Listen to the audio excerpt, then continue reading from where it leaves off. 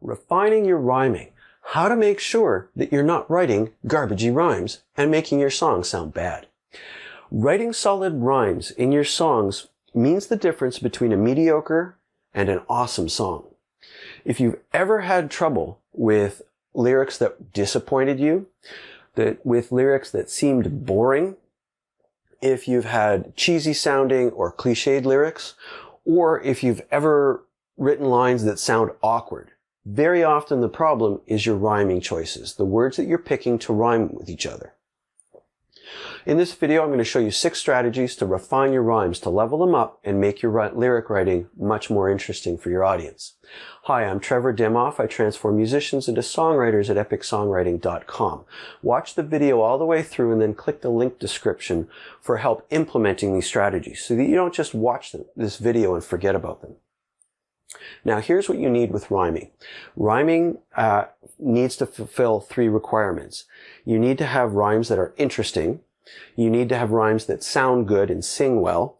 And you also need to have rhymes that flow naturally. If you break any of these guidelines, you're going to wind up with lyrics that just aren't working for you. They'll bother you, and this is why.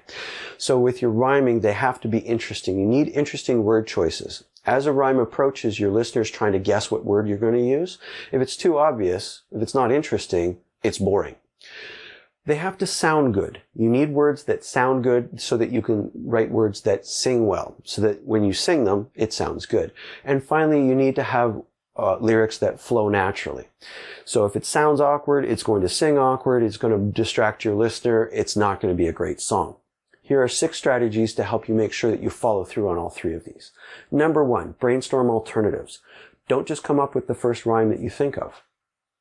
It's easy. Come up with alternatives. I play a game called Rhyme Find. What I do is I pick a word and try to rhyme as many words with it as I can. I'll give myself a 5-minute timer and see what I can come up with. In the link description, there's some more strategies around this. I expand on it a little bit more, but really it comes down to, I have a word. How many rhymes can I come up with? You're not going to use all of them in your song. They may not fit with the lyrics in the song that you're writing, but come up with alternatives. See what you can come up with. My personal goal is for every rhyme, I want at least 5 alternatives before I write that second line that rhymes with it. 5. See what you can come up with. Number 2, slant rhymes are your friend.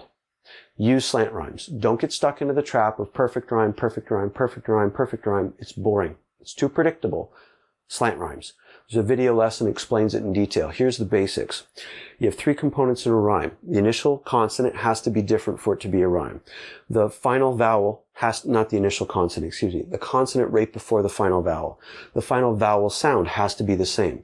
The final consonant sound for a perfect rhyme has to be the same. For a slant rhyme, a near rhyme, an open rhyme, a partial rhyme, that has to be similar, but not the same.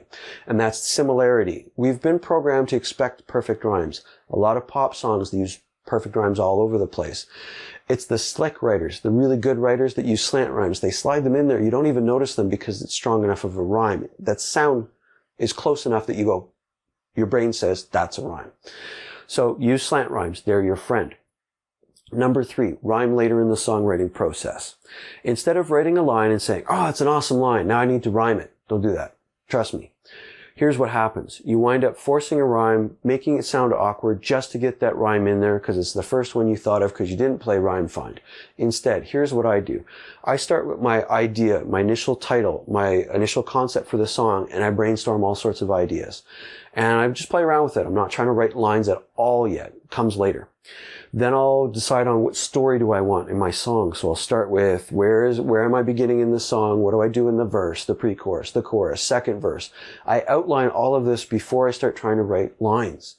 It just saves so much time later because I don't create problems. Then I'll brainstorm bits and pieces and fragments, and then I'll put them into which section do I like. Then I start playing with those fragments, building lines, and I'll come up with a line that I like, then brainstorm alternatives, I play Rhyme Find, and then I write my lines. This is much later in the songwriting process. I don't start with rhyming. It just doesn't work for me. I wind up writing garbage. I will write the most obvious rhymes. It's boring. Try this out. Trust me. Huge difference in my songwriting. Number 4, if you have a line that's awkward, shift it. shift the rhyme. Put a different word at the end. Very often you can do something as simple as take the first half and second half and flip it around. If it reads better, it's probably better. You might need to adjust the word with the previous one to actually get a rhyme, but it avoids this problem of I've got these crappy sounding lyrics that are awkward. They don't sing well because they don't read well. If you can read through lyrics and feel the awkward spots, just fix them. Don't try to write melodies for it. It's too soon. Go back and fix those problems first. So, shift the rhyme. Number 5, change up your rhyme schemes. A, B, B, A, B, B. I'm bored already. And I've only got 8 bars in, 16 bars in. Change your rhyme schemes. It's very, the easiest way to do this is pick your rhyme schemes in the planning phase. So in my verse, I've decided I'm going to go A, B, B. And in my pre-chorus, I'm going to go A, B, A, B. And in my chorus, I'm going to go A, X, A. Done. Then I just have to write to fit that. If you want to change it up because it's really not working, that's okay, but don't give up just because you can't get it instantly. Change your rhyme schemes. Use a variety of rhyme schemes. It's more interesting. It creates patterns that will surprise your audience, keep them listening because it's not boring. Last one, internal rhymes. So with your rhyme scheme, as you're working, see if there's spots where you can slide a rhyme in there. So the end word is how the rhyme schemes are built around. So whatever your end words are, that's how you create your rhyme scheme. In your last line, slip an extra rhyme in the middle there. See if it works. If it doesn't, don't worry about it. But there are places where you can drop an internal rhyme in that will catch your audience, catch them off guard, and more importantly, keep them listening. So to summarize, when you're writing rhymes, you need to be interesting, they need to sound good, and they need to flow naturally. If you're having problems with any one of those, use one of these 6 strategies. Number 1, brainstorm alternatives. Don't use the first one you think of. Number 2, slant rhymes are your friend. Use slant rhymes. Number 3, try rhyming later in your songwriting process. Build a story and then start writing lines.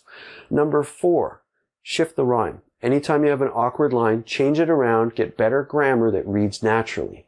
Number 5, use a variety of rhyme schemes. And number 6, try internal rhymes to just make your life more interesting and make your lyrics more exciting. Thanks for watching. I'm Trevor Dimoff. I transform musicians into songwriters at epicsongwriting.com.